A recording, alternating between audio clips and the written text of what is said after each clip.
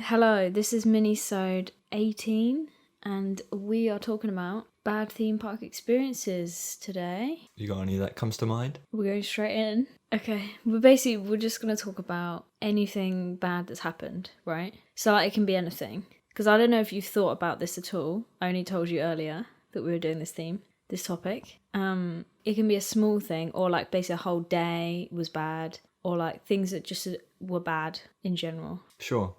Yeah. I have a couple of things that spring to mind. Go on then. The tragic day when at Blackpool my sweets got taken away from me.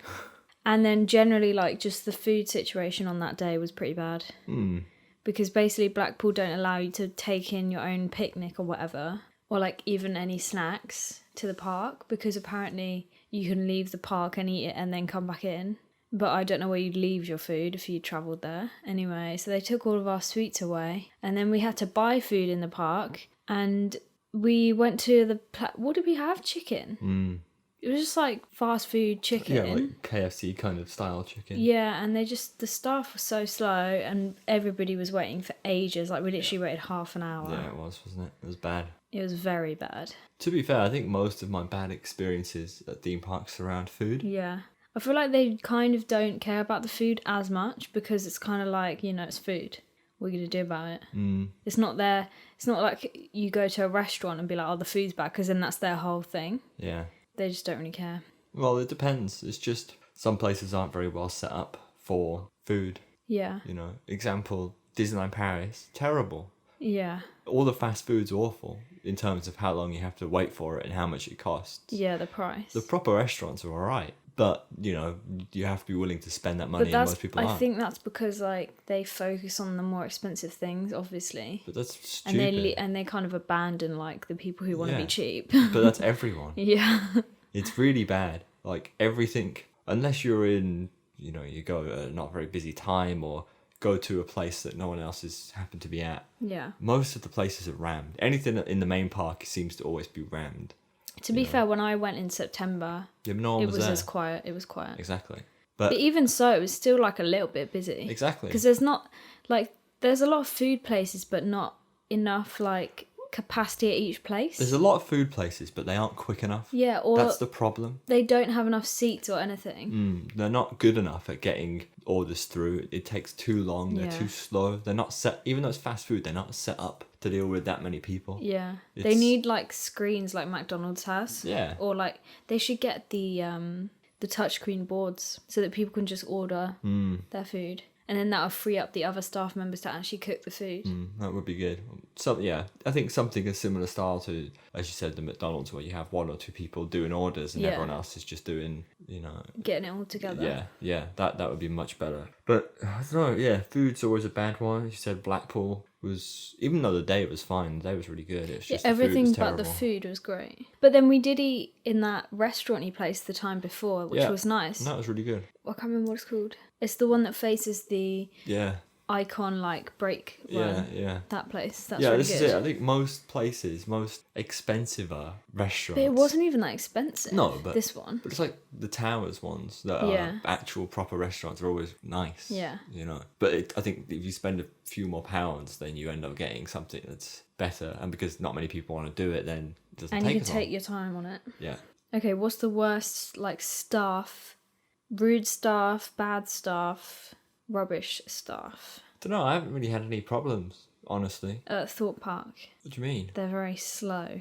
Yeah, but they're not... And they all look very upset. Well, of course, they don't want to be there. That's fine. Yeah, but I'm pretty sure no one wants to be at their job. Well... But just something about the Thorpe Park people. Yeah, but I don't think they're particularly rude. I haven't seen them. No, they're not rude. It just gives you a bad vibe when they're kind of all like, you can see the pain in their face. Yeah.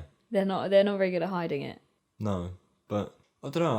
I outside of food, can't really think of too many bad experiences. The only time I think that someone's been rude to us was at Disneyland Paris in the McDonald's when I tried to order a veggie burger, which they had on their menu. Or did they? Anyway, I asked her for a veggie burger, and obviously she couldn't speak English that well. But I thought it would translate quite nicely because I think I said, like, I said no meat or something. I said like very basic French of like vegetables or like no meat or something. And then she just, I don't know what happened. She just started like getting really angry and she got someone else over and I was like, I literally just want something vegetarian. And so, yeah, that was quite stressful. But that was about food. That was in a McDonald's. Yeah. I've never had like an actual ride operator be rude. No. Which is good, I guess. Yeah. All in good time. Wow. This is true. We had the other one at Disneyland Paris where someone else was being served and the woman who was serving them just got up and left. Where was that? It was in the Studios Park. Oh, the burger place. Yeah, but that wasn't us, was it? No, she just It was a customer was being rude to her and she literally just walked away. Just left. Didn't come back. To be fair, that's the best way to do it. Yeah. Well, as opposed to like being rude back. That was funny. That was slow service as well. It's all crap. Yeah. Disneyland Paris is crap. Yeah. There you go. Top tip. The food is. Okay, what else is there? I feel like the worst experiences we've had is just like when the queues are really long. Yeah, but which is something you can't control. They're not even that bad though, Yeah. The longest queues I've been in is Wicker Man opening like month, 3 hours, but it wasn't even that bad. But if you expect it as well, it's not as bad. Yeah. It is what it is. It is what you make of it, right? Yeah.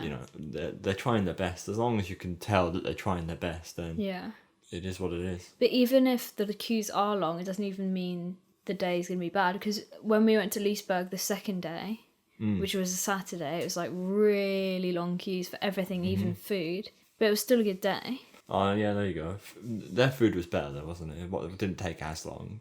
Yeah. Not enough seating, but it didn't take as long. Because they had like a queue system and it was set out good. So like you pay at the start of the line and then that you watch the food being served and then you go get it at the end. I feel like every part breaks down when they're busy in terms of food. Because you don't want to pay to have additional food places open when you don't need it. No. That's the problem. So they always run at a capacity that isn't fit for it's like medium. Busy. Yeah. Yeah, it doesn't work. So it's the seats that's the worst thing though, because we just like went up the escalators to get really far away from everyone else to even just sit down. Yeah. Because all the benches were full and everything. What's everyone else said? They said a lot of things. I can imagine. I feel like we've been quite lucky compared to what everyone else has told. Is it luck or is it your own doing? We'll see. Find out. We'll see. Okay, first up from Andrew, one of our very own. He says, Six Flags New England.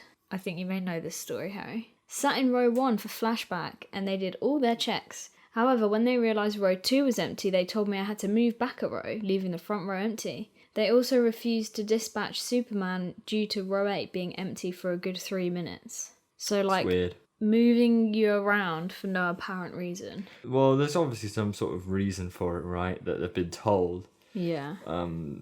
Whether valid reason is a different question. Yeah. But yeah, I know. It's annoying with stuff like that, especially when they hold the train just to wait for people to try and operate less. Hoost 2 says Portaventura in June. School trips, pushing and running kids everywhere, queue jumping, 2 hour queue for fast pass ticket, 30-degree heat, not been back since. Yeah, I don't blame you. That sounds like hell. Queue jumping is something I don't want to experience. Big in Spain. Yeah. It's big at PA. I feel like that's going to really wind me up. Yeah. I can't deal with that at all. I'd actually just tell someone off. But that sounds like hell. Yep. Yeah. Well, again, it's not Fast Track's the park's fault, but the rest of it's not the park's fault. It's, clientele being terrible and people being rude. But they do make their own problems when it comes to Fast Track, don't they? Idiot in Pink says, brace yourself here, by the way. Almost vomited on Under Speed No Limits. Where's that? On what? Under Speed No Limits. You mean vomited under or on? It says on Under Speed No Limits, but I think the ride's called Speed No Limits. It is called Speed No Limits. Okay. Is it Oakwood? Oh, is it? Yeah. They poured water and water only on it, leaving small amounts of vomit left for about an hour or two before fully cleaning it. That is disgusting. I've never actually seen a clean-up before either. No. Which is something I don't really want to Witness. think about or be privy to. A lot of people are just saying that bad operations are really annoying. So Coaster Hipster said, horrible operations at Happy Valley, Shanghai, 10 minutes to dispatch a train on a dive coaster. Yeah, I could see bad operations being frustrating. I mean, I haven't particularly experienced any that are really awful. Yeah. As in, I feel like we have, but I can't remember where. Well, Thorpe Park would have been some where they've open Nemesis restraints like 4 times. Yeah. But Nemesis is quite a bad one. But then, we think 3-minute dispatches are bad, and I've heard so many people in America say, like, that's okay. Yeah. So it's all relative, right, with the operations. Just depends on what you're used to. Yeah. JM, and then a load of numbers, says, we bought fast tracks for Nemesis Inferno and they closed it and wouldn't give us a refund. That is tragic. That's a bit rude. That is a bit rude. Surely they should have given them like some kind of freebie to come back again or something. Or replaced it with a different fast track. Yeah, different ride. LY Entertainment says, I lost my first camera on my first visit to Dorney Park in 2014 on an 8th grade trip. That is a sad day. That is a sad day. I wonder if anyone's like lost something on a ride. Like they've dropped it, like their phone or something. Yeah. No, but like anybody on here who's replied to us. Because that would be a bad experience. Seems like it happens quite a lot. Losing phones, keys, wallets, whatever. Yeah. Some more people talking about queue jumpers at Portaventura. Can't wait for that. It's a haven for it. I can't I love it. wait. Joseph Watson 7 says, on Nemesis, a GP vomited on my lap after bragging that he never got sick on rides. That's grim. That is grim. Why did he do it on his lap? It must have been like a projectile situation. No. That's okay. The moment we have a sick story. Do we? Yeah, we have seen sick at a theme park. When? In the queue for Finding Nemo ride. Yeah, that was weird. We've told this story on here before, I'm sure. So we were in the queue for Crush's Coaster at Disneyland Paris, yet again. All of our bad experiences are here.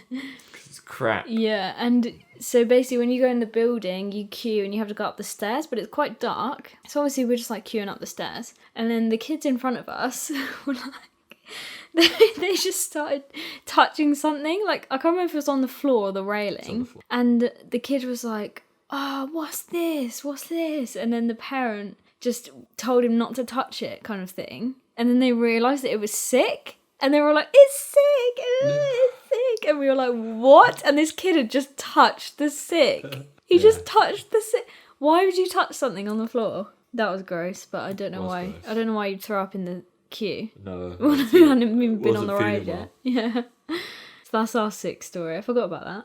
Obviously blacked it out because it's so dramatic. Okay, this is the last one. Sam Anthal Charles, or something to that effect, says, waiting 7 hours for a ride on Wicker Man on its opening day, that was tough. That is a long time. Yeah, but then you set yourself up for that. Yeah. I can't feel sorry for you because they probably didn't say it was going to open, yet you queued for it anyway. Yeah. But also, that is tough. It is, but then it's your decision. It's like when Sean Tambrook just kept going to Alton Towers to wait for Smiler to open. Yeah. Right? Every day, just wait there the entire day, and then it did one day. It's the same thing. So you gotta be committed. You gotta be up for the challenge, man. You probably waited 7 hours, but of those 7 hours, half an hour might have been actually waiting for the ride. If you get what I mean. Yeah. So you were just there in anticipation of it opening. It is what it is, man. It is what it is. Can't feel sorry for that. Queues are tough though.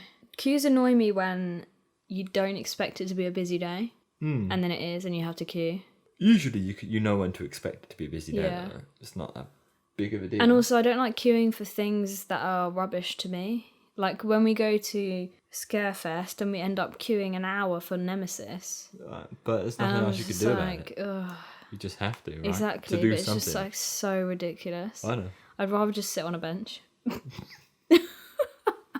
Wow, boring. I'm not all about Nemesis. It's just boring. It's good at night. Yeah, it is, but an hour. It was more than an hour, I think, that one time we did it. 90 minutes. Anyway, I think we've come to the conclusion that we've not really had that many bad experiences. No, most of them are food related. Food related, Probably yeah. continue, won't it? Well, maybe Portaventura will give us some stories to tell you. Oh, yeah. Who knows? Or maybe we'll get the good side of Portaventura. Maybe it'll be absolutely amazing. No one will queue jump. Exactly. Well, The people will queue jump. staff will be very enthusiastic. I mean, I just hope that the staff are alright in terms of getting people through the lines. Yeah. And I just hope the food's good. Sure, it'll be alright. I feel like we've had a lot of good food stories as well. Yeah. It's either really good or really bad, I feel. Yep. Some do it better than others. But then even on good stories, I can imagine on busy days, the same parks would break down. I can't imagine Phantasialand coping very well with lots of people for food. So it just is what it is. I think every park breaks down when there's loads of people wanting food. Anyway, that's it, I guess. We haven't said this in a while, but if you fancy it, leave us a review on iTunes. There's still a load of weird ones on there from when we requested for you to say things, but if you want to leave like a legit one, then go for it. And then otherwise, you know where to find us.